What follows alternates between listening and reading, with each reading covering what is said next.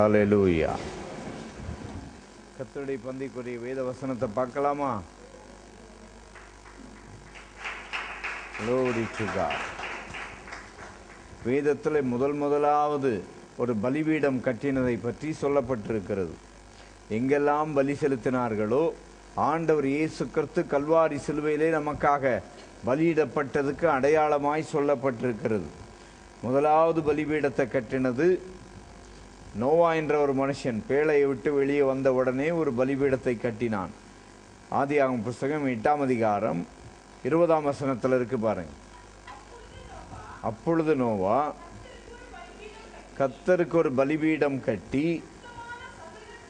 சுத்தமான சகல மிருகங்களிலும் சுத்தமான சகல பறவைகளிலும் சிலவற்றை தெரிந்து கொண்டு அவைகளை பலிபீடத்தின் மேல் தகன பலியாக பலியிட்டான். சுகந்த வாசனை கர்த்தர் முகந்தார். சுகந்த வாசனைக்காக கர்த்தருக்கு ஸ்தோத்திரம். ஏனென்றால் அந்த பலி செலுத்தப்பட்ட அந்த பலியை கர்த்தர் என்ன செய்தார்? சுகந்த வாசனை முகந்து பார்த்தார். எபேசியர் 5:2 சொல்லப்பட்டிருக்கிறது, கிறிஸ்து தம்மை தேவனுக்கு சுகந்த வாசனையான காணிக்கையாகவும் பலியாகவும் ஒப்பு கொடுத்தது போல என்று சொல்லப்பட்டிருக்கிறது. அதனால கிறிஸ்து தம்மை தேவனுக்கு காணிக்கையாக சுகந்த வாசனையாக பலியிட்டார். அதனால கிறிஸ்துவின் பலிதான் பிதாவுக்கு சுகந்த வாசனை. ஆகவே நாம் இன்றைக்கு பலி செலுத்தவில்லை, அதுக்கு பதில் கர்த்தருடைய பந்தியில பங்கு பெறும் பொழுது அங்கே கிறிஸ்து நமக்காக பலியானதின் சுகந்த வாசனை நிமித்தமாக அங்கே யாத்திராகமத்தில் அவர்கள் ஒரு ஆட்டை நிழலாட்டமாய் பலியிட்டு அவர்கள் புறப்பட்டு போன பொழுது அவர்கள் கோத்திரத்திலே பலவீனப்பட்டவன் ஒருவனும் இருந்ததில்லை என்று சொல்லப்பட்டிருக்கிறது. அதே போல இன்றைக்கு இந்த கர்த்தருடைய பந்தியில பங்கு பெறுகிறவர்களுக்கு நம்முடைய கோத்திரத்திலே பலவீனப்பட்டவன் ஒருவனும் இருந்ததில்லை என்ற வார்த்தை நிறைவேறத்தக்கதாக கர்த்தர் மகிமையான காரியங்களை நம்மிடத்திலே செய்ய இந்த காலையில நம்மத்திலே வந்திருக்கிறார். ஹல்லேலூயா. ஆகவே நமக்காக நொறுக்கப்பட்ட நமக்காக பலியிடப்பட்ட ஆண்டவர் இயேசுவை பார்த்து இந்த கர்த்தருடைய பந்தியில பங்கு பெற கர்த்தர் நமக்கு மேன்மையான மகிமையான காரியங்களை செய்வாராக. Glory to God. எல்லாரும் எழுந்து நின்று கர்த்தருடைய சரீரத்தை நாம் பெற்றுக்கொள்வோம். இயேசு தாம் காட்டி கொடுக்கப்பட்ட அன்று ராத்திரி ஸ்தோத்திரம் பண்ணி அப்பத்தை பிட்டு, நீங்கள் வாங்கி சாப்பிடுங்கள், இது உங்களுக்காக பிற்கப்படுகிற என்னுடைய சரீரமாய் இருக்கிறது என்றார். எல்லாரும் கர்த்தருடைய சரீரத்தை ஆண்டவர் இயேசுவுக்கு நன்றி சொல்லி பெற்றுக்கொள்ளுங்கள். கோடி நன்றி செலுத்துகிறோம். இது என்னுடைய இரத்தத்தினாலாகிய புதிய உடன்படிக்கையாக இருக்கிறது என்றார். எல்லாரும் ஆண்டவர் இயேசுவின் இரத்தத்துக்கு நன்றி சொல்லி கர்த்தருடைய இரத்தத்தை நாம் பெற்றுக்கொள்ளலாம். கர்த்தருடைய இரத்தத்தை நம்ம எல்லாரும் பானம் பண்ணலாம். சொல்லுங்க, பிரைஸ் தி லார்ட். வேத வசனத்தை கேட்க ரெடியா?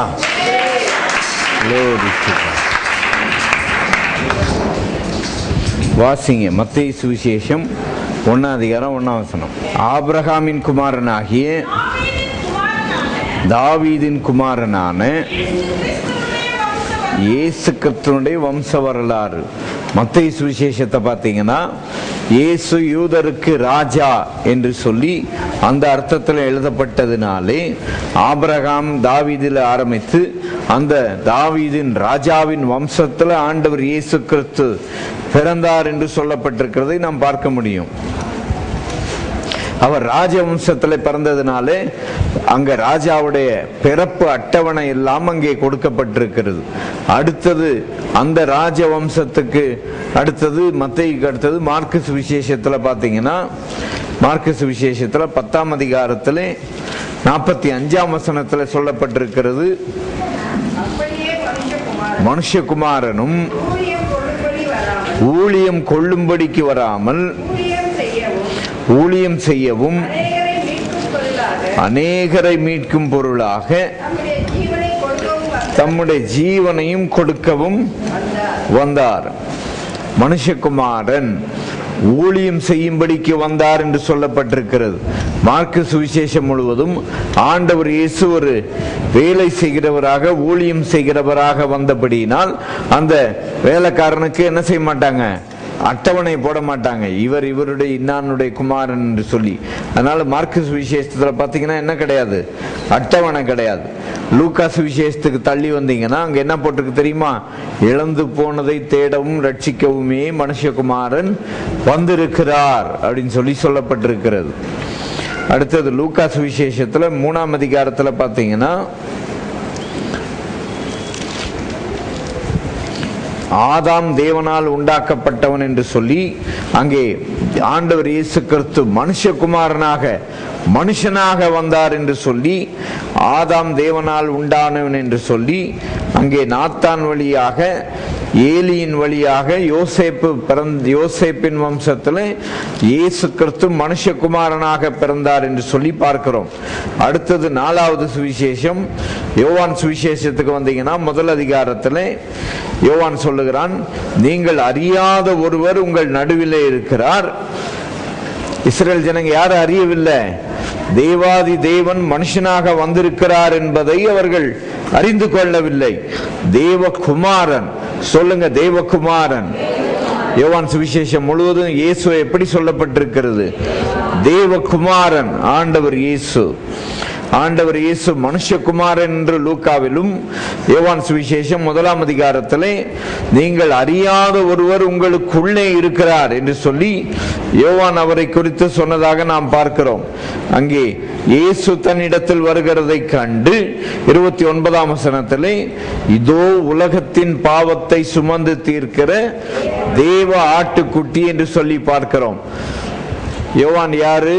யோவான் இல்ல, இயேசு யாரு? உலகத்தின் பாவத்தை சுமந்து தீர்க்கிற தேவ ஆட்டுக்குட்டி. உலகத்தின் எல்லா பாவங்களையும் ஆண்டவர் இயேசு சுமந்தார். உலகத்தின் பாவத்தினா என்ன அர்த்தம்? எந்த மனுஷனுடைய நம்முடைய பாவத்திற்கு நாம் தான் மரிக்க வேண்டும். ஆனால் நாம் மரிக்க வேண்டிய இடத்திலே ஆண்டவர் இயேசு நம்முடைய பாவத்திற்காக மரித்து, நாம் மரிக்க வேண்டிய இடத்துல மரித்து நமக்காக உயிர்த்தெழுந்தார் என்று சொல்லி நாம் இந்த ஆண்டவர் இயேசுவை குறித்து யோவான் சுவிசேஷம் 1ஆம் அதிகாரத்திலே, அவர் தமக்கு சொந்தமானதிலே வந்தார், அவருக்கு சொந்தமானவர்களோ அவரை என்ன செய்யவில்லை? ஏற்றுக்கொள்ளவில்லை என்று பார்க்கிறோம். 2ஆம் அதிகாரத்துக்கு வந்தீங்கன்னா அங்கே ஒரு திருமண கல்யாணம் கொண்டாடப்பட்டது. ஆனால் அந்த கல்யாணத்துல என்ன இல்லை? ரசம் இல்லை, சந்தோஷம் இல்லை. அந்த இடத்துல ஆண்டவர் இயேசு தண்ணீரை ரசமாக மாற்றி அங்கே ஒரு சந்தோஷத்தை கர்த்தர் உண்டாக்கி கொடுத்தார். 3ஆம் அதிகாரத்துக்கு வந்தீங்கன்னா யூதருக்குள்ளே அதிகாரியாயிருந்த நிக்கோதேமு என்னப்பட்ட ஒரு பரிசேயன் இருந்தான். அவன் யூதருக்கு அதிகாரியா இருந்தாலும் பரிசேயனா இருந்தாலும் மறுபடியும் பிறக்க வேண்டும் என்பதை பற்றி அவனுக்கு என்ன செய்யல, அவனுக்கு என்னன்னே கொஞ்சம் கூட தெரியவில்லை. அடுத்தது யோவான் சுவிசேஷத்துல 4ஆம் அதிகாரத்துக்கு வந்தீங்கன்னா ஆண்டவர் சொன்னார், தேவன் ஆவியாயிருக்கிறார், அவரை தொழுது கொள்ளுகிறவர்கள் ஆவியோடும் உண்மையோடும் தொழுது கொள்ள வேண்டும் என்று சொன்னார். நம்முடைய எல்லா பாவங்களையும் உலக தோற்றம் முதல் அடிக்கப்பட்ட தேவ ஆட்டுக்குட்டி என்று சொல்லி பார்க்கிறோம். உலக தோற்றம் முதல் அடிக்கப்பட்ட தேவ ஆட்டுக்குட்டியானவர் நம்முடைய பாவங்களுக்காக நாம் மரிப்பதற்கு பதிலாக 2 பேதுரு 3ஆம் அதிகாரம் 18ஆம் வசனத்தில் சொல்லப்பட்டிருக்கிறது, கிறிஸ்துவும் நம்மை தேவனிடத்தில் சேர்க்கும்படிக்கு அநீதி உள்ளவர்களுக்கு பதிலாக நீதி உள்ளவராய். இந்த வசனத்தை எதுக்காக படிக்க சொன்னேன்? அநீதி உள்ளவர்களுக்கு பதிலாக, நமக்கு பதிலாக. சொல்லுங்க, பதிலாகனா நான் தான் மரிக்க வேண்டும். நமக்கு பதிலாக, அநீதி உள்ளவர்களுக்கு பதிலாக நீதி உள்ளவராய் பாவங்களின் நிமித்தம் ஒரே தரம் பாடுபட்டார். அவர் மாம்சத்திலே கொலையுண்டு ஆவியிலே என்ன செய்யப்பட்டார்? உயிர்ப்பிக்கப்பட்டார் என்று சொல்லப்பட்டிருக்கிறது. நமக்காக நொறுக்கப்பட்டு நமக்காக எல்லா பாடுகள் வேதனைகள் எல்லாவற்றையும் அனுபவித்து நம்முடைய பாவங்களுக்கு நாம் மரிக்க வேண்டும். நாம் மரிக்க வேண்டிய இடத்துல ஆண்டவர் இயேசு கிறிஸ்து நமக்கு பதிலாக மரித்து, அவர் மரித்து 3ஆம் நாள் உயிர்த்தெழுந்தபடியினால் இன்றைக்கும் உயிரோடு இருக்கிறார். உயிரோடு இருக்கிற தேவனை நாம் ஆராதித்து மகிமைப்படுத்தி அவரை கொண்டாடி கொண்டிருக்கிறோம். அதுக்கப்புறம் யோவான் சுவிசேஷத்துல 7ஆம் அதிகாரத்துக்கு வந்தீங்கன்னா அங்க என்ன போட்டிருக்கு தெரியுமா? இயேசு பிடிக்கிறதுக்கு 2 சேவகரை அனுப்புனாங்க, போய் பிடிச்சிட்டு வாங்கன்னு சொல்லி. அந்த சேவகர் என்ன சொன்னாங்க தெரியுமா? No man ever spake like this man.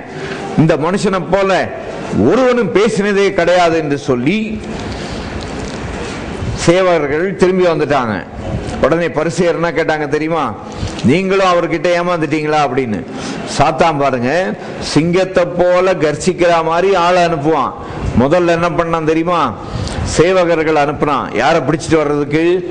இயேசுவை பிடிக்கிறதுக்காக. சாத்தான் ரெண்டு விதமா ட்ரை பண்ணுவான். கவனிங்க, ஒன்னு எப்படி ட்ரை பண்ணுவான்? சிங்கத்தை போல ட்ரை பண்ணுவான். சிங்கத்தை போல ட்ரை பண்ணி ஏமாந்து போயிட்டான். ஏன்னா சேவகர்கள் என்ன பண்ணிட்டாங்க? திரும்பி வந்துட்டாங்க. என்ன சொன்னாங்க? அந்த மனுஷன் பேசினது போல ஒரு மனுஷனும் பேசினதில்லை என்று சொல்லி யோவான் சுவிசேஷம் 7ஆம் அதிகாரத்திலே 46ஆம் வசனத்தில் சொல்லப்பட்டிருக்கிறது. அந்த மனுஷன் பேசுகிறது போல ஒருவனும் ஒரு காலும் பேசினதில்லை. கவனிச்சீங்களா? ஹலோ, இங்கதான் இருக்கிறீங்களா? தூங்குறீங்களா? அந்த மனுஷன் பேசினது போல ஒருவனும் ஒரு காலும் பேசினதில்லை. இந்த ஆண்டவர் இயேசு பேசினது போல எந்த மனுஷனும் ஒரு காலும் எப்பயுமே என்ன பண்ணது கிடையாது, பேசினதே கிடையாது. அவர் பேச்சை கேட்டு சேவகர்கள் என்ன செஞ்சிட்டாங்க? சேவகர்கள் அவரை பிடிக்க போனாங்க. அவர் தம்முடைய வாயின் வாளால் அவர்களை என்ன செய்து விட்டார்? திரும்பி அனுப்பி விட்டார். என்ன சேவகர் என்ன சொல்றாங்க அவரை பத்தி? அந்த மனுஷன் பேசினது போல ஒருவனும் என்ன செய்ததில்லை, ஒரு காலும் பேசினதில்லை. அவர் வார்த்தையில் வல்லமையுடையவர். இந்த ஆண்டவர் இயேசு கிறிஸ்துவின் வார்த்தையிலே ஜீவன் இருக்கிறது. அவரை போல எந்த மனுஷனும் ஒரு காலும் ஒருவனும் பேசினதே கிடையாது என்று சொல்லப்பட்டிருக்கிறது. அடுத்தது இன்னைக்குரிய செய்திக்குரிய வேத பகுதிக்கு வந்துருங்க. யோவான் சுவிசேஷம் 8ஆம் அதிகாரம். நீங்க யோவான் 8ஆம் அதிகாரத்தை பார்க்கணும்னா, யோவான் 8ஆம் அதிகாரத்தை பார்க்கறதுக்கு என்ன செய்யணும் தெரியுமா? முதல்ல யோவான் 7ஆம் அதிகாரம் கடைசி வசனத்தை படிங்க. பின்பு அவரவர் தங்கள் தங்கள் வீட்டுக்கு என்ன செய்து விட்டார்கள்? போனார்கள். கவனிச்சீங்களா? இந்த உலகத்தை உண்டாக்கினார், வானத்தையும் பூமியும் படைத்தவர். அவரிடத்துல எல்லாரும் பேசிக்கிட்டு இருந்தாங்க. ஆனா பேசிக்கிட்டு இருந்தவர்கள் அவரவர் தங்கள் தங்கள் வீட்டுக்கு என்ன செஞ்சிட்டாங்க? போயிட்டாங்க. அதுக்கு அடுத்த வசனம், இயேசு எங்க போனாரு? எல்லாரும் அவங்க வீட்டுக்கு போயிட்டாங்க. ஆனா இயேசு எங்க போனாரு? ஒலிவ மலையில போயிட்டு ராத்திரி மலை மேல தங்கி இருக்கிறார். இயேசுக்கு என்ன கிடையாது? இந்த உலகத்துல ஒரு வீடு கிடையாது. ஆனா இன்னைக்கு உலகம் முழுவதும் இயேசு இல்லாத வீடுகளை இல்லாத அளவுக்கு கர்த்தர் எல்லா வீடுகளையும் மாற்றிக்கொண்டே இருக்கிறார். ஹல்லேலூயா. சரி, எல்லாரும் அவரவர் தங்கள் தங்கள் வீட்டுக்கு போனார்கள். ஆனா இயேசு எங்க போனாரு? ஒலிவ மலைக்கு போனார்னா அவர் எங்க தங்கினார்? ராத்திரி ஒலிவ மலையில போய், அங்க ஓப்பன்ல மலையில போய் அவர் தங்கினார் என்று சொல்லப்பட்டிருக்கிறது. இப்போ மலையில போய் தங்கி இருந்தாரு. 2ஆம் வசனம் படிங்க. இப்போ மறுநாள் காலையிலே, கவனிச்சிங்களா? எல்லாம் அவரவர் வீட்டுக்கு போயிட்டாங்க. மறுநாள் ராத்திரி ஃபுல்லா மலை மேல தங்கிட்டு அடுத்த நாள் ஆண்டவர் இயேசு காலையிலேயே எங்க வந்துட்டாரு?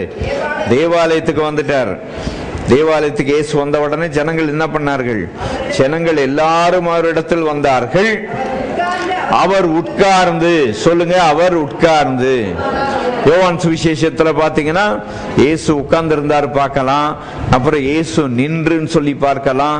அப்புறம் இயேசு நடந்துன்னு சொல்லி பார்க்கலாம். அவர் உட்கார்ந்து வானத்தையும் பூமியை உண்டாக்கின தேவன் உட்கார்ந்த உடனே ஜனங்கள்லாம் என்ன பண்ணிட்டாங்க? அவருக்கு மரியாதை கொடுத்து எல்லாரும் எழுந்து நின்றார்கள். இயேசு உட்கார்ந்து என்ன செய்தார்? பிரசங்கம் பண்ணினார். இன்னைக்கு நான் இன்னும் பிரசங்கம் பண்ணிட்டு இருக்கிறேன். ஆனா ஆண்டவர் இயேசு என்ன செய்தார்? வானத்தையும் பூமியை உண்டாக்கின மரியாதைக்குரியவர். அவர் உட்கார்ந்து பிரசங்கம் பண்ணினார். ஜனங்கள் எல்லாரும் என்ன செஞ்சாங்க? உட்கார்ந்து கேட்கல. இயேசு உட்கார்ந்து பிரசங்கம் பண்ணப்ப ஜனங்க என்ன பண்ணாங்க? நின்று பிரசங்கத்தை கேட்டுக் கொண்டிருந்தார்கள். லூக்கா சுவிசேஷம் 5ஆம் அதிகாரத்துல 3ஆம் வசனத்துல சொல்லப்பட்டிருக்கிறது. அவர் படகில உட்கார்ந்து பிரசங்கம் பண்ணினார். ஜனங்கள் எல்லாரும் நின்று அவருடைய செய்தி என்ன செய்தார்கள்? கேட்டுக்கொண்டிருந்தார்கள். கவனிங்களா? இயேசு பிரசங்கம் பண்ணிட்டே இருக்கிறாரு. ஒரு மரியாதை கூட இல்லாம தட தட தட தடன்னு ஒரு கும்பல் ஓடி வந்துச்சு. ஓடி வந்துட்டு என்ன பண்ணாங்க? படிங்க 3ஆம் வசனம். அப்பொழுது விபசாரத்திலே கண்டுபிடிக்கப்பட்ட ஒரு ஸ்திரீயை வேதபாரகரும் பரிசேயரும் அவரிடத்தில் கொண்டு வந்து அவளை நடுவே நிறுத்தி. கவனிச்சிங்களா? விபச்சாரத்தில் கைமையுமாய் ஒருத்திய பிடிச்சாங்களாம். கைமையுமாய் பிடிச்சாங்கன்னா விபச்சாரத்துல ரெட் ஹேண்டட் அப்படியே பிடிச்சேன்னு சொல்லி சொல்றாங்க. அப்படின்னா விபச்சாரத்துலனா, விபச்சாரம்னா எத்தனை பேர் இருக்கணும்? 2 பேர் இருக்கணும்ல. அப்ப அந்த ஸ்திரீயை பிடிச்சாங்க, அந்த ஆளை விட்டுட்டாங்களே, அந்த ஆளை அந்த கூட்டத்துல இருந்த ஒரு ஆளா இருந்திருக்கலாம். அந்த ஸ்திரீயை மட்டும் பிடிச்சு கொண்டு யார் முன்னால விட்டுட்டாங்க? இப்ப படிங்க. போதகரே, இந்த ஸ்திரீ விபச்சாரத்தில் கையுமையுமாய் பிடிக்கப்பட்டாள். கவனிச்சிங்களா? அவங்க இயேசுவை என்னன்னு சொல்லி கூப்பிட்டாங்க? 8ஆம் அதிகாரம் 4ஆம் வசனத்துல இயேசுவை என்னன்னு பார்த்தாங்க? போதகரேன்னு பார்த்தாங்க. நீங்க இந்த இயேசுவை எப்படி பாக்குறீங்க? போதகரா பாக்குறீங்களா? எப்படி பாக்குறீங்க? He is God. அவர் யாரு? ஆண்டவர். இந்த ஆண்டவர் இயேசு உங்களுக்கு, இந்த இயேசு உங்களுக்கு யாரு? ஆண்டவர், தேவன். ஆமென். அவரிடத்துல கேட்கிறாங்க, போதகரே, இந்த ஸ்திரீ விபச்சாரத்தில் கையுமையுமாய் பிடிக்கப்பட்டாள். பிரசங்கம் பண்ணிட்டு இருக்கிறாரு, நடுலையும் இந்த குறுக்க நிறுத்தி பிரசங்கத்துக்குள்ளேயே நடுவுலயே கொண்டு ஒருத்தியை நிறுத்தி, போதகரே, இவளை விபச்சாரத்தில் கையுமையுமாய் பிடிச்சிட்டு வந்துட்டோம் அப்படின்னு சொல்லிட்டு நடுவுல கொண்டு நிறுத்திட்டு என்ன சொன்னாங்க? இப்படிப்பட்டவர்களை கல்லெறிந்து கொள்ள வேண்டும் என்று மோசே நியாயப்பிரமாணத்தில் நமக்கு கட்டளை இட்டிருக்கிறாரே, நீர் என்ன சொல்லுகிறீர்? கவனிச்சீங்களா? இவங்களுக்கு நல்லா தெரியும், மோசே நியாயப்பிரமாணத்துல என்ன சொல்லி இருக்கிறாரு? கல்லெறிந்து கொள்ளணும் அப்படின்னு சொல்லி இருக்கிறாரு. இந்த ஆண்டவர் இயேசு யாரையும் என்ன செய்யறது இல்ல, யாருக்குமே எந்த தீங்குமே செய்யறது இல்ல. சரி, இவரை கொஞ்சம் ட்ரை பண்ணி பார்க்கலாம், இவரை கொஞ்சம் வேடிக்கை பார்க்கலாம் அப்படின்ட்டு வேடிக்கை காட்டலான்னு சொல்லி வானத்தையும் பூமியும் உண்டாக்கின ஆண்டவரிடத்துல அவரை வேடிக்கை காட்டலான்னு சொல்லி பார்த்தாங்க. மோசே சொன்னாரு, நீர் என்ன சொல்லுகிறீர் சொல்லி. இவனுங்க நினைச்சாங்க ஆண்டவர் இயேசு யாரையுமே கல்லடிக்க மாட்டாரு, யாரையுமே கொன்றது கிடையாது. சரி, இப்ப சரியா மாட்டிக்கிட்டாரு, இப்ப என்ன பண்றாரு பார்க்கலான்னு. இவங்க மோசேயுடைய நியாயப்பிரமாணத்துக்காக உண்மையா பேசுறாங்களா, இல்ல இயேசுவை பிடிக்கிறதுக்காக தந்திரமா பேசுறாங்களா? அதுக்கு முந்தின அதிகாரத்துல பார்த்தோம், சேவகர்கள் இயேசுவை பிடிக்க வந்தாங்க. இப்ப யார் வந்திருக்கிறது? முதல்ல பிசாசு சிங்கத்தை போல வர்றதுக்கு ட்ரை பண்ணி பார்ப்பான். சிங்கத்தை போல ட்ரை பண்ணி ஃபெயில் ஆகி போயிட்டான்னா அடுத்து எப்படி ட்ரை பண்ணுவான் தெரியுமா? பாம்பு போல வருவான். பாம்பு போல நைஸா உள்ள நுழைஞ்சி இப்படி வேத வசனத்தையே பயன்படுத்தி ஆண்டவர் இயேசுவை பிடிக்கலான்னுட்டு. கவனிச்சிங்களா? சாத்தான் வேத வசனத்தை பயன்படுத்தி நம்ம மோசே நியாய பிரமாணத்தை சாத்தான் கை கொள்ற மாதிரி, நீதி நியாயத்தை கை கொள்ற மாதிரி என்ன சொல்றான்? இயேசுவிடத்திலே மோசேயுடைய பிரமாணத்தை சொல்றான். மோசேயுடைய பிரமாணத்தை கொடுத்ததே அவர் தான். அவரிடத்திலே அவருடைய பிரமாணத்தை வச்சு குற்றம் சாட்டுறதுக்காக கேட்டாங்க. சரி, அந்த எந்த மோசேயுடைய பிரமாணத்தை அவங்க சொன்னாங்க? லேவியராகமம் 20ஆம் அதிகாரம் 10ஆம் வசனத்துல இருக்கு பாருங்க. லேவியராகமம் 20:10, உபாகமம் 22-24 சொல்லப்பட்டிருக்கிறது. ஒருவன் பிறனுடைய மனைவியோட விபச்சாரம் செய்தால், பிறன் மனைவியோடு விபச்சாரம் செய்த அந்த விபச்சாரனும் அந்த விபச்சாரியும் கொலை செய்யப்பட கடவர்கள் சொல்லி போட்டிருக்குது. அதே இத உபாகம புஸ்தகத்துல 22-24 பாத்தீங்கன்னா அவங்கள கல்லெறிந்து கொள்ள வேண்டும் என்று சொல்லப்பட்டிருக்கிறது. இப்ப இந்த வசனத்தை இவங்க உண்மையா கல்லெறிஞ்சு கொள்றதுக்கு தீர்மானம் பண்ணாங்கன்னா இவங்க என்ன பண்ணிருப்பாங்க? அவங்களே கல்லெறிஞ்சு கொண்டிருப்பாங்களா இல்லையா? ஆனா யாருக்கிட்ட இப்ப கொண்டு வர்றாங்க? இயேசுவை பரிசோதிக்கிறதுக்காக கொண்டு வர்றாங்க. சாத்தா முதல்ல சிங்கத்தை போல வருவான், அடுத்தது எப்படி வருவான்? பாம்பை போல நைஸா முயற்சி செஞ்சு பார்ப்பான். ஆனா இயேசு என்ன பண்ணாரு? 6ஆம் வசனம் படிங்க. அவர் மேல் குற்றம் சுமத்துவதற்கான காரணம் உண்டாகும் பொருட்டு அவரை சோதிக்கும்படிக்கு இப்படி சொன்னார்கள். இயேசுவ என்ன பண்ணாரு? குனிந்து விரலினால் தரையிலே எழுதினார். இவங்க எல்லாம் ஐயா பாவத்துல பிடிச்சிட்டு வந்திருக்கிறோம், கல்லெறிந்து கொல்லலாமான்னு கேக்குறாங்க. இயேசு என்ன பண்றாரு? குனிஞ்சி தரையில எழுதிக்கிட்டு இருக்கிறாரு. இவங்க எல்லாம் என்ன சொல்லிட்டு இருக்கிறானுங்க? மாட்டிக்கிட்டாருடா, மாட்டிக்கிட்டாரு. இவருக்கு என்ன சொல்ல முடியல? பதில் சொல்ல முடியல. அதனால என்ன பண்றாரு? குனிஞ்சி ஒண்ணும் தெரியாத மாதிரி தலையில எழுதிக்கிட்டு இருக்கிறாருன்னு சொல்லி மாட்டிக்கிட்டாருன்னு சொல்லிட்டு மறுபடியும் அங்கேயே நின்று பேசிக்கிட்டே இருந்தாங்க. பாருங்க, வாசிங்க. என்னவா கவனிச்சீங்களா? ஓயாமல் அவர் கீழே குனிஞ்சி எழுதிக்கிட்டு இருக்கிறாருன்னா, அவரு குனிஞ்சி சும்மா எழுதிக்கிட்டு இருக்கல. அவங்களுக்கு நீ என்ன குற்றப்படுத்த வர்றியே, அது என்னன்றதை காட்டுறதுக்காக அவர் அங்க பண்ணிக்கிட்டு இருக்கிறார். குனிஞ்சி என்ன தரையில எழுதினாருன்னு. குனிஞ்சி என்னங்க தரையில எழுதினாரு? ஒரு முறை அமெரிக்கால உள்ள ஒரு பெரிய பிரசங்கியார் பிரசங்கம் பண்ணார். சரி, என்ன சொல்றாரு பார்க்கலாம் அப்படின்னு சொல்லி பார்த்தேன். குருஜி என்ன தரையில எழுதினாராம்.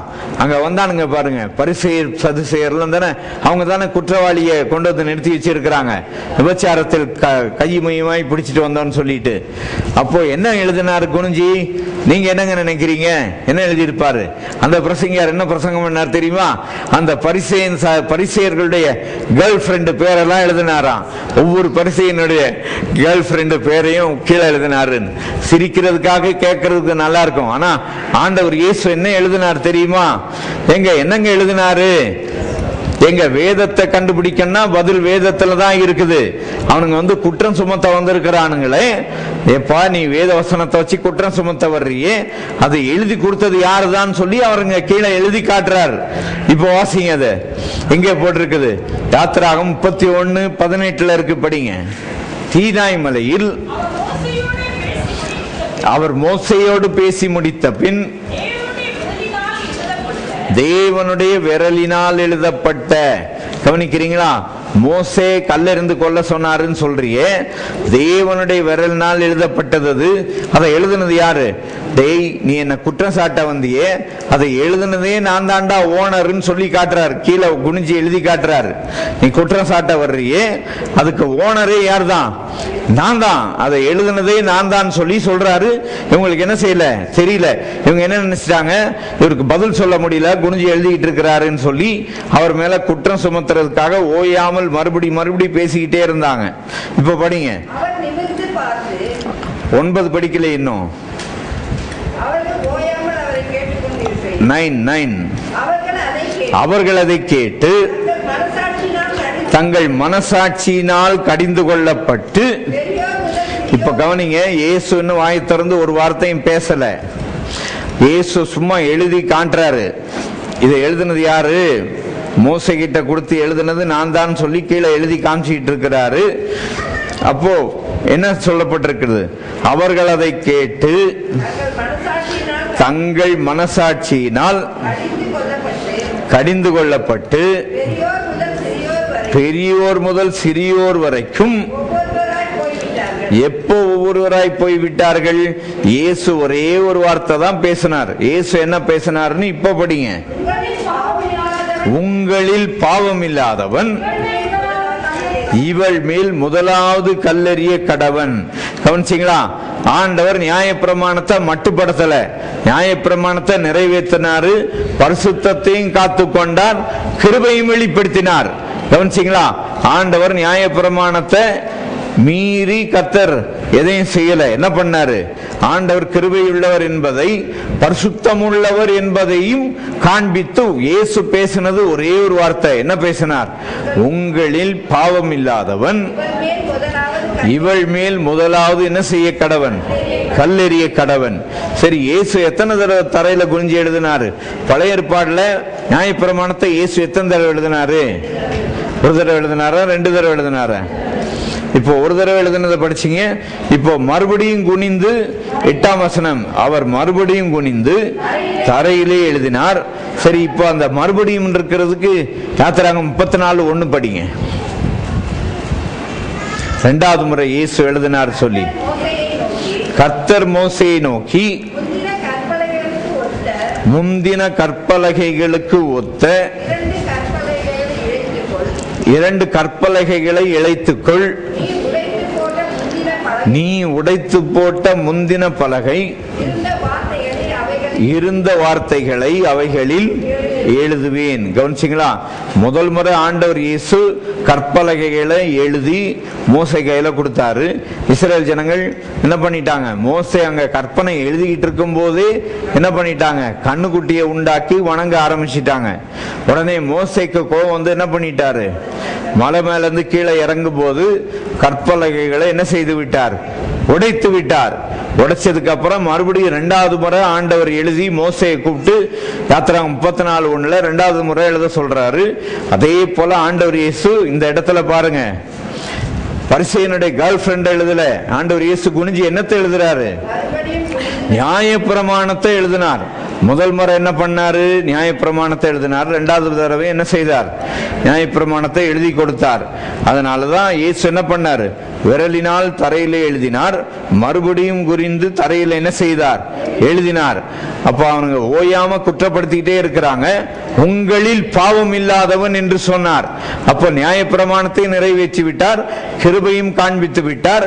நியாயப்பிரமாணமும் கிருபையும் ஒப்புரவான ஒரு இடத்தை குறித்து நாம் பார்க்கிறோம்.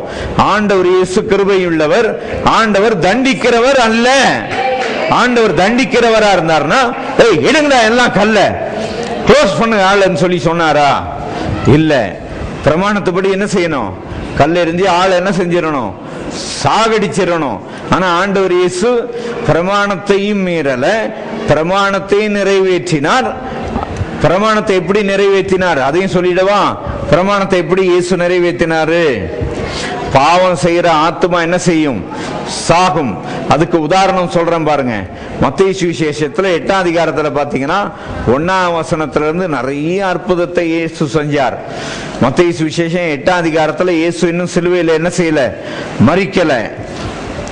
1ஆம் அதிகாரம் மத்தேயு 8ஆம் அதிகாரம் 1ஆம் வசனத்திலிருந்து படிச்சீங்கன்னா குஷ்டரோகியை சுகமாக்கினாரு, நிறைய பேரை சுகமாகிட்டே இருக்கிறாரு.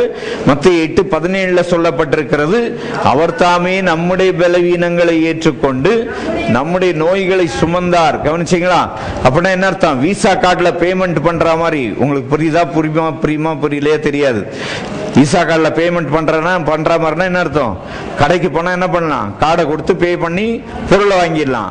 அதுக்கப்புறம் அடுத்த மாசம் காசு கட்டினா போதும். அதே போல ஆண்டவர் இயேசு முதல்ல சுகமாக்கிட்டாரு.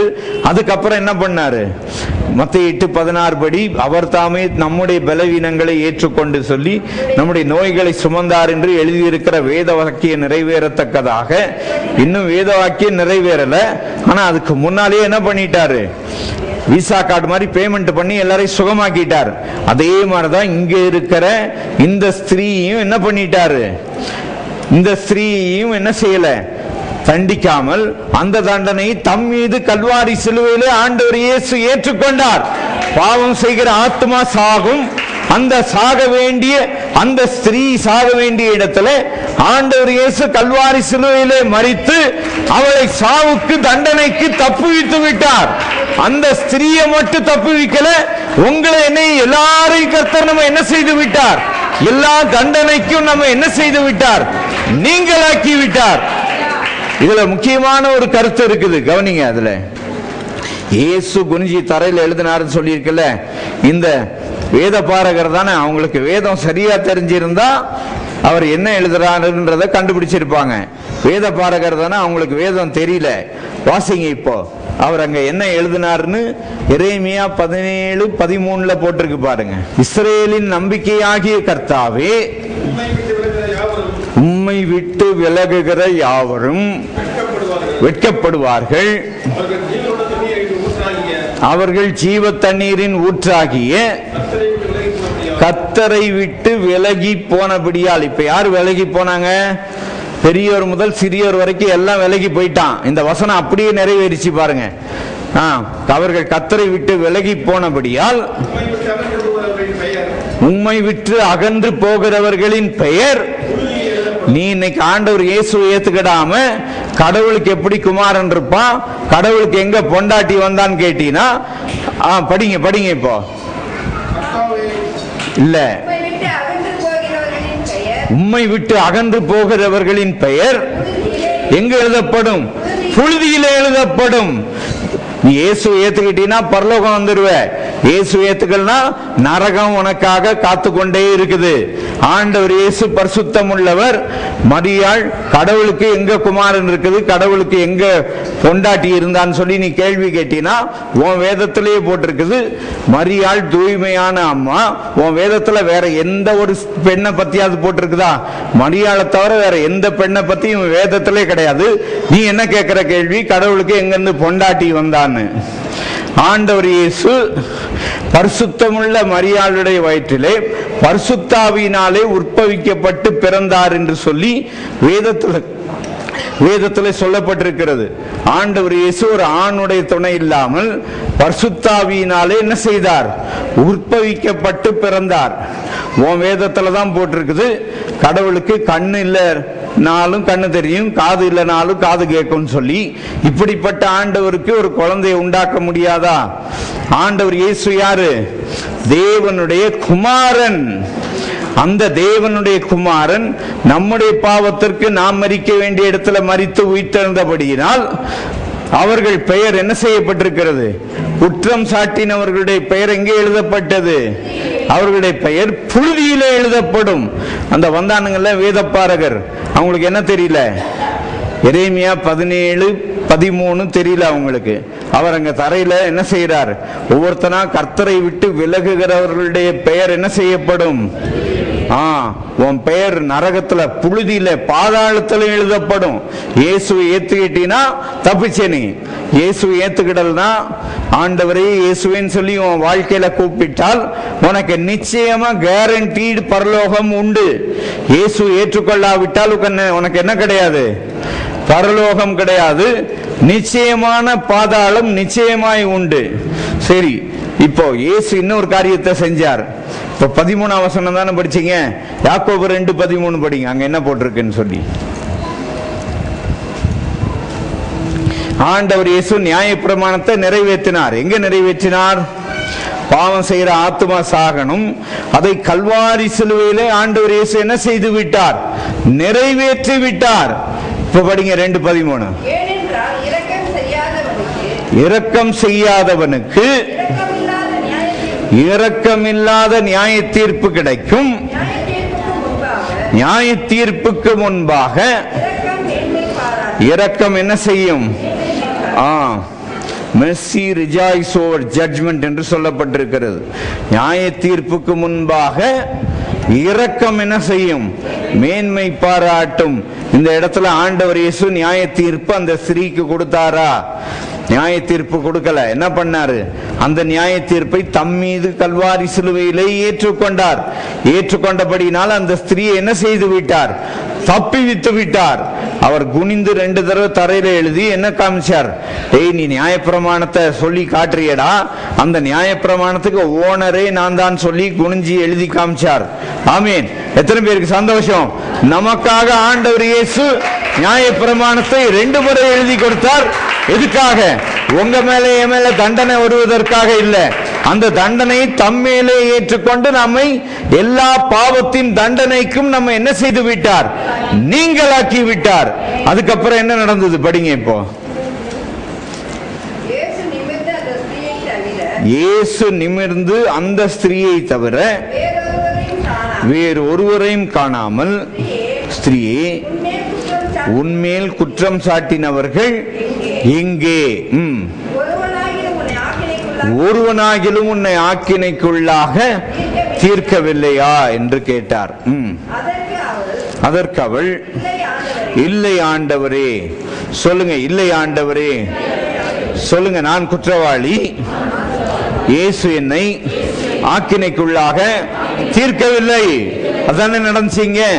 அவ யாரு? அந்த ஸ்திரீ யாரு? குற்றவாளி. அந்த குற்றவாளி ஆண்டவர் இயேசு ஆக்கினைக்குள்ளாக தீர்த்தாரா? சொல்லுங்க, நம்ம எல்லாரும் குற்றவாளி.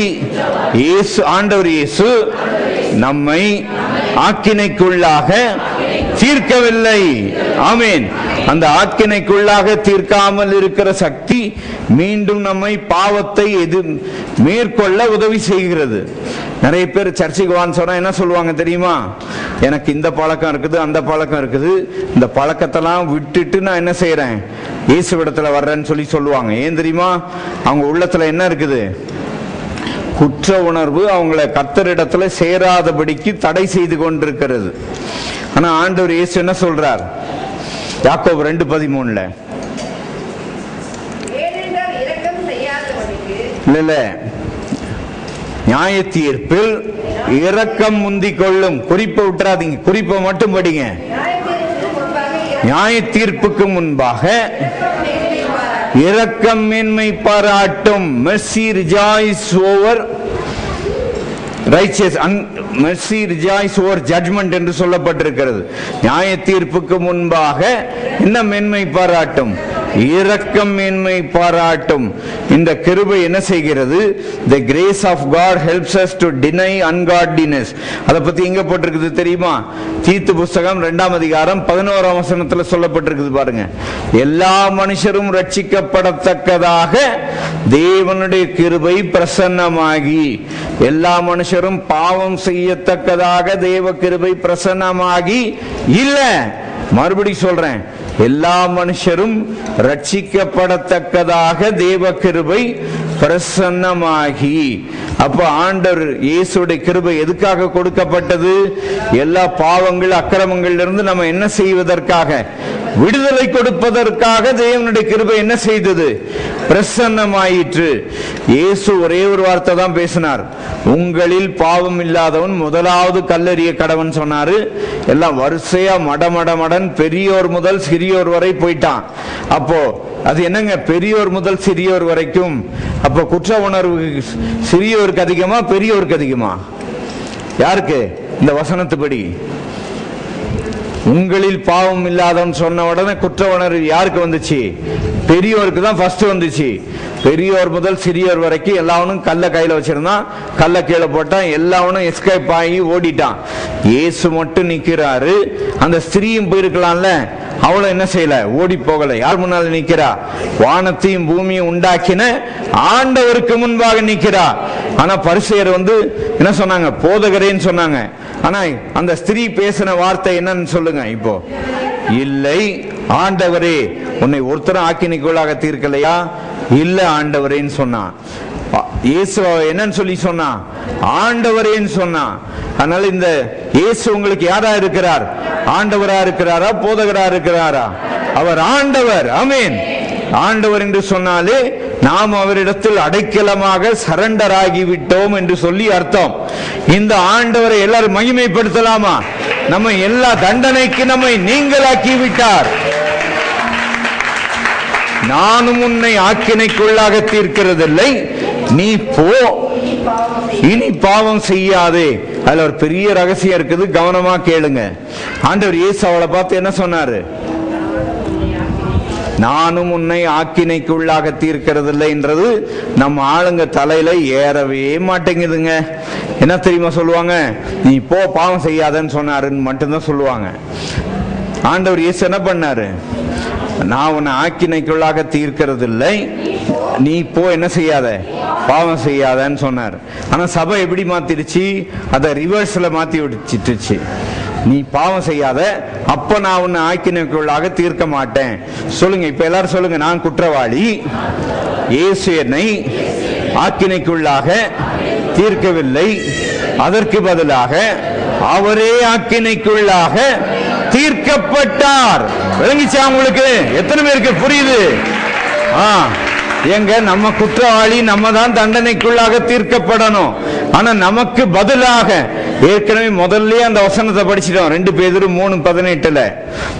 கிறிஸ்துவும் நம்மை தேவனிடத்தில் சேர்க்கும்படிக்கு அநீதி உள்ளவர்களுக்கு பதிலாக, இந்த ஸ்திரீ கொல்லப்படுவதற்கு பதிலாக, அதே போல நாம் எல்லாரும் கொல்லப்படுவதற்கு பதிலாக இயேசு கிறிஸ்து நம்முடைய இடத்துல நமக்காக அவர் கொல்லப்பட்டார். அவர் கொல்லப்பட்டு மரித்து உயிர்த்தெழுந்து நம்மையும் அவரோடு கூட உயிர்ப்பித்து விட்டார். உயிர்ப்பிக்கப்பட்ட எல்லாரும் கர்த்தருக்கு நன்றி செலுத்துங்க. தண்டனை தீர்ப்பு, தண்டனை தீர்ப்பு இல்லையே, தண்டனை தீர்ப்பு இல்லையே, தண்டனை தீர்ப்பு இல்லையே, தண்டனை தீர்ப்பு இல்லையே, தண்டனை தீர்ப்பு இல்லையே, தண்டனை தீர்ப்பு இல்லையே, தண்டனை தீர்ப்பு இல்லையே, தண்டனை தீர்ப்பு இல்லையே, தண்டனை தீர்ப்பு இல்லையே.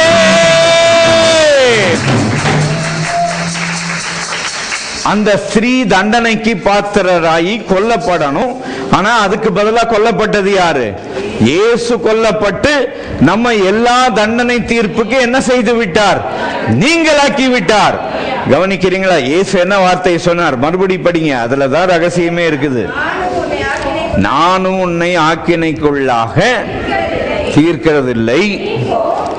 அப்போ நான் நிறைய பேரை கூப்பிட்டுருக்கிறேன், சர்ச்சைக்கு வாங்கன்னா நான் என் குடிப்பழக்கத்தை விட்டுறேன், புகைப்பழக்கத்தை விட்டுறேன், வர்றேன் அப்புறமா அப்படின்னு சொல்லுவாங்க. நீ புகைப்பழக்கத்தை விட போறதும் இல்லை, வரப்போறதும் இல்லை.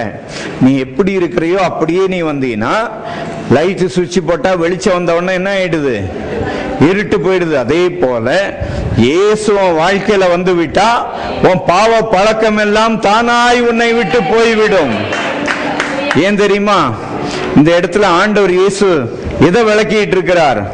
இதே 8ஆம் அதிகாரத்துல 12ஆம் வசனத்துல இயேசு என்ன சொன்னார்? மறுபடியும் இயேசு ஜனங்களை நோக்கி,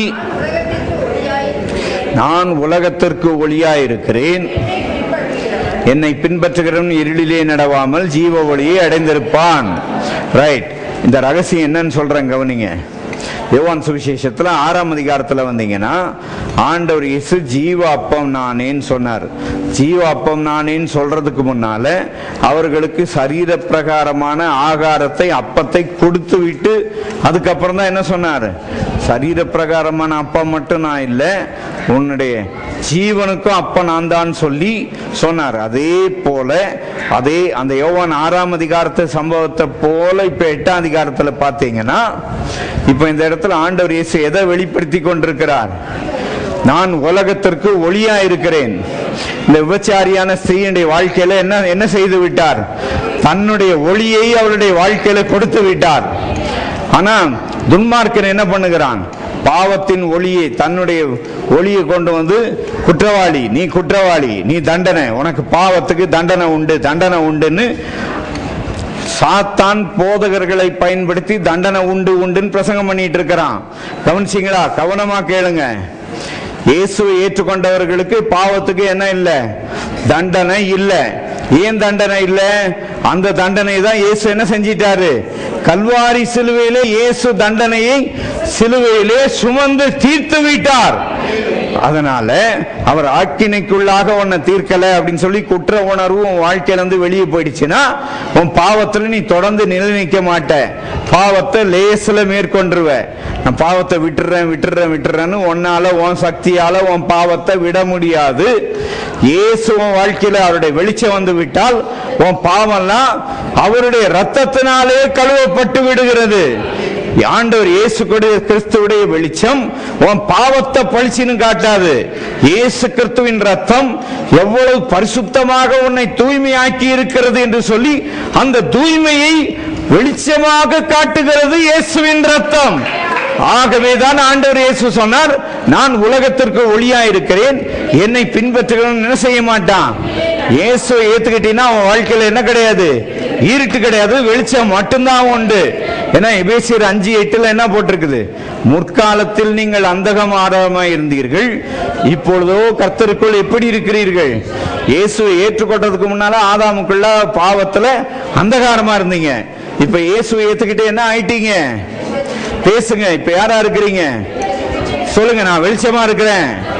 சொல்லுங்க, நான் வெளிச்சமா இருக்கிறேன். பக்கத்துல முன்னால பின்னால சொல்லுங்க. எல்லாரும் விசுவாசி தானே?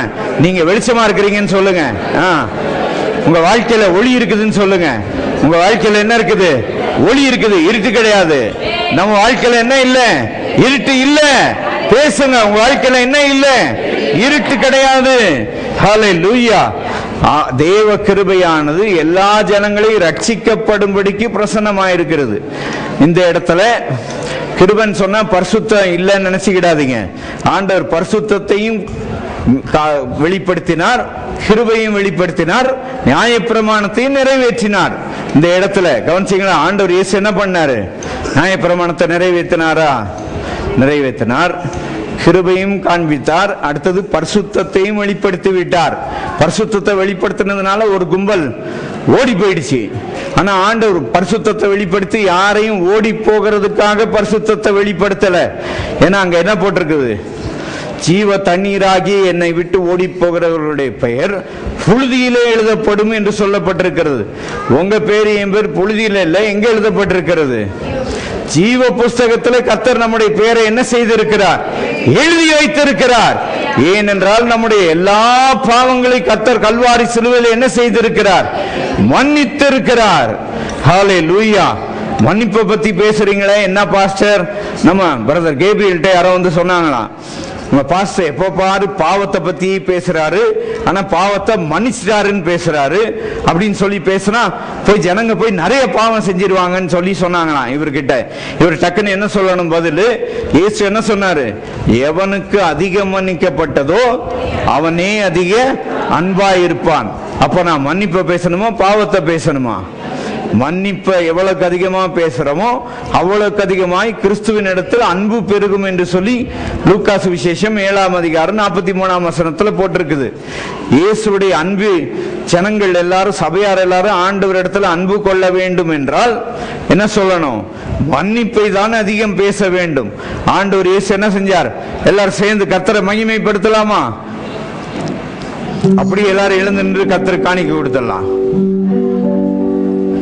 பாவங்கள் சாபங்கள் கோபங்கள் எல்லாம் பரிகரித்தாரே.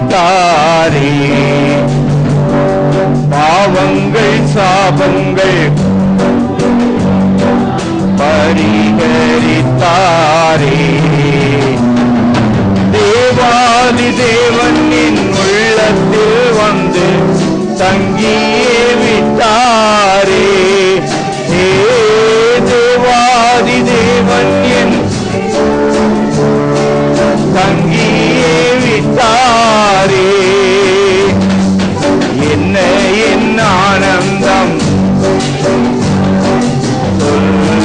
சொல்லக்கூடாதே.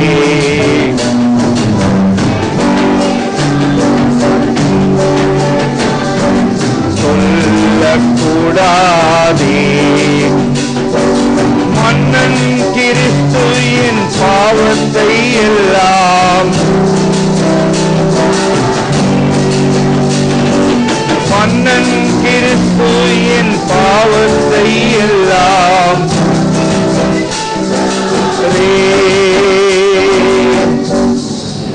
Glory to God. நம்மை மன்னித்து வாழ்வு கொடுத்த ஆண்டவருக்கு நன்றி செலுத்தி எல்லாரும் கர்த்தரை நோக்கி பார்க்கலாமா? ஓ, இன்னும் சகோதரர்கள் காணிக்க போடலையா? ரைட், பாடுங்க. அச்சயன் பட்சமாய் ரட்சிப்பை எங்களுக்கு அருளினதாலே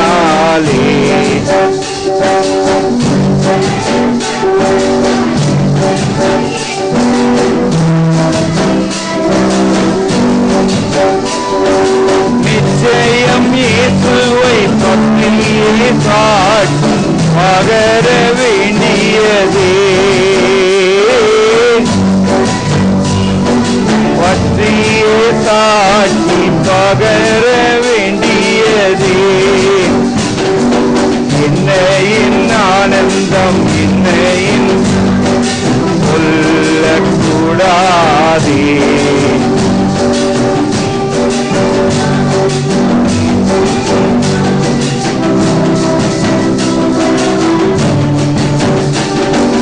மன்னன் கிறிஸ்து என் பாவத்தை எல்லாம், மன்னன் கிறிஸ்து என் பாவத்தை எல்லாம். ஆடுவோம் பாடுவோம் கூடுவோம் ஒன்றாய் கொண்டாடுவோம்.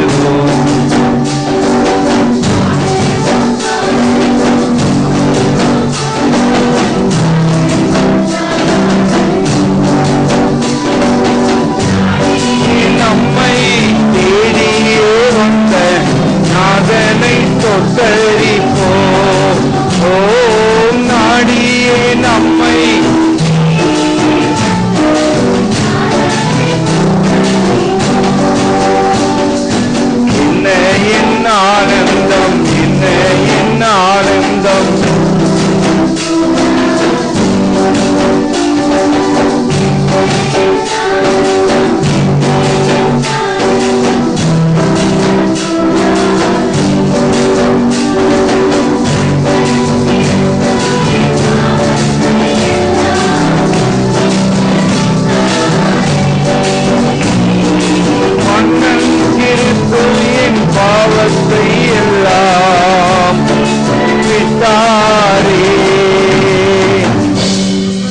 Praise the Lord. சொல்லுங்க, நான் குற்றவாளி.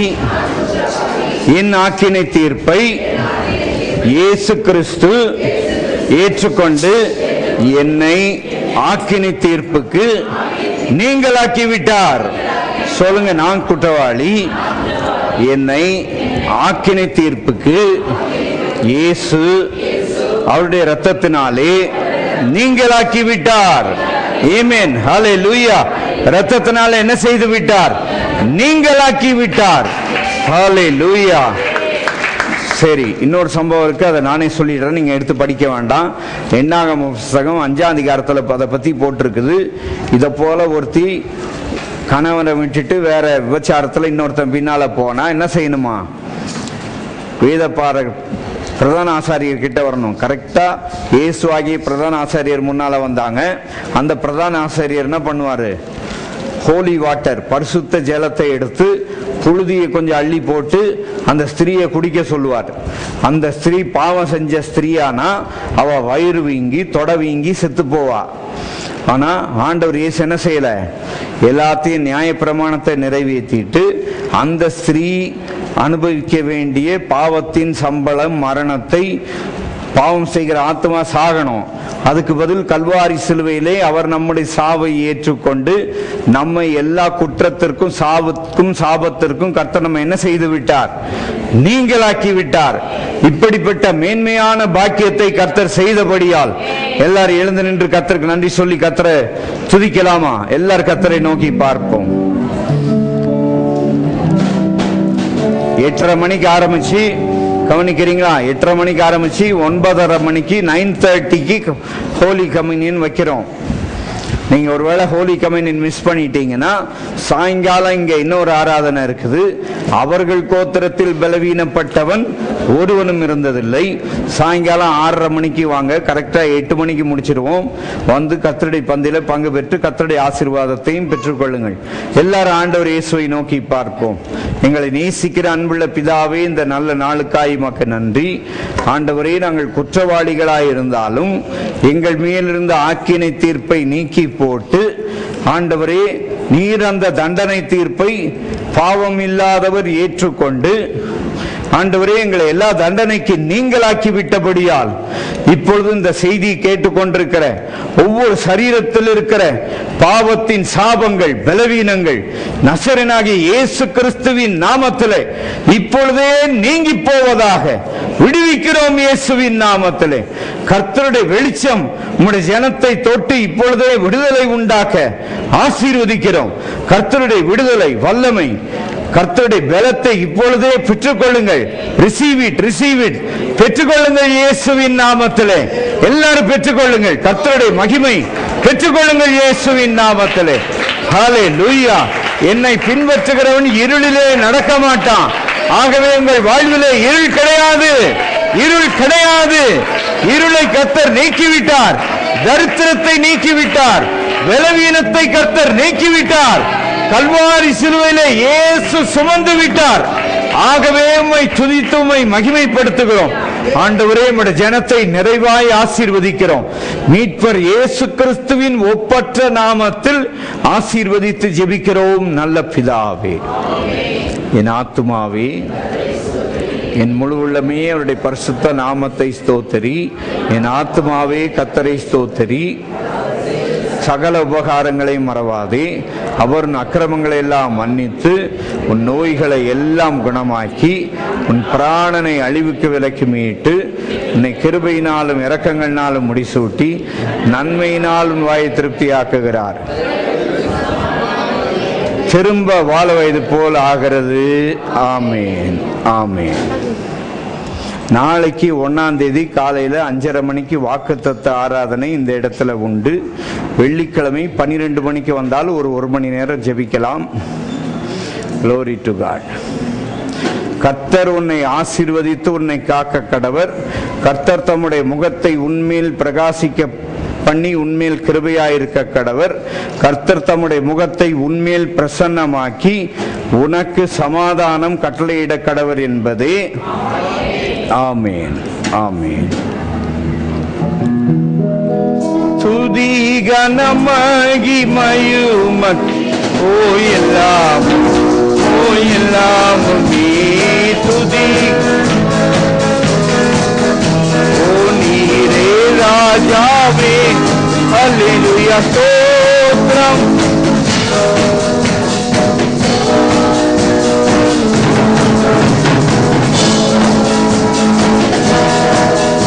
ஓ நீரே ராஜாவே, அல்லேலூயா துதி கனமகிமையும்.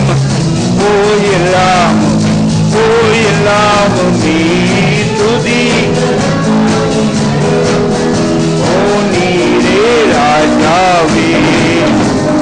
ஹalleluya ஹalleluya ஹalleluya ஹalleluya ஹalleluya ஹalleluya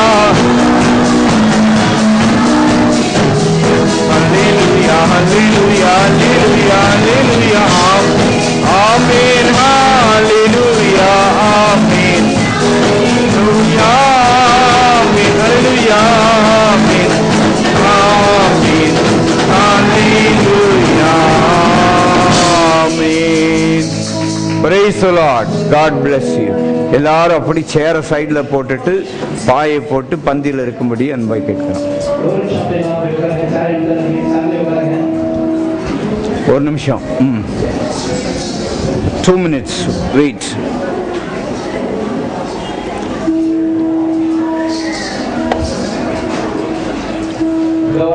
சீக்கிரமா கரெக்டா